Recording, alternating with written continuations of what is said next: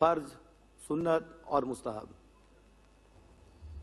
Growing your beard is an obligation. It is fard, wajib, for a Muslim to grow his beard, because Prophet Muhammad ﷺ commanded Muslims to grow their beards and to trim their mustaches. And he made no exceptions in that instruction. So the only circumstance wherein one could say, I shaved my beard and I feel that Allah will excuse me, is if my life or limb has been threatened. It's a question of life or death. Somebody says, either you shave your beard or I will blow your head off. You shave your beard, then that is obligatory on you. Shave your beard.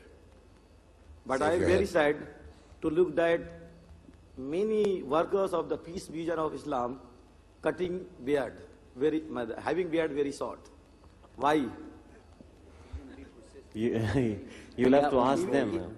Even speakers too, and announcers and volunteers too. Okay, that's good suggestion. Let me throw something at you real quick, okay? Just I want you to think about this. The first thing you do, you look in the Quran. It says in the Quran, Ya ayyuhalladhina amanu, O you who believe, obey the messenger. Okay? Obedience to the messenger is obedience to Allah. So we're going to establish that first. So if he says something, it's not like if somebody else says it. And if he tells me to do something, I need to try my best to do it or die trying, right? All right? Yes or no? You got me? Okay, but it's not an obligation. Hold on. It's not an obligation on a man to grow his beard. And I want you to listen real close to this, because we're playing with words.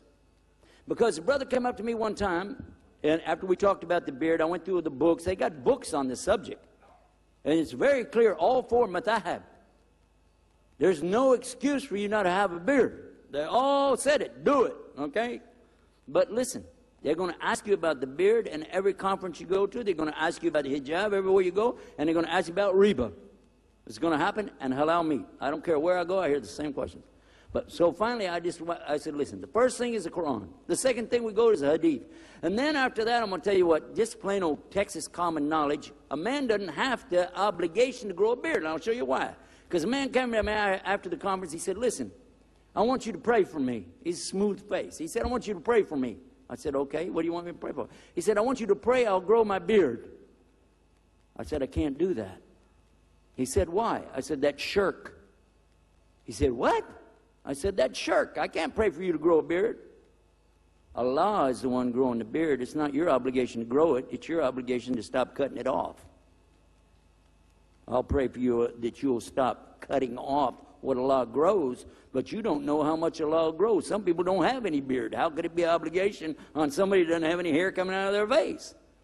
Your obligation is, if you get some hair, to take care of it, as the Prophet ﷺ told us about grooming it, caring for it. And it's in the madhab that when you're making wudu, that you're supposed to come up through it like this. And how are you going to do that when you ain't got nothing there to come up through?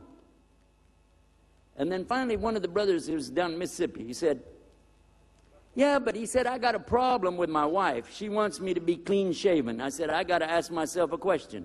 What kind of woman wants her husband to look like another woman? But they never did invite me to go back to Mississippi either.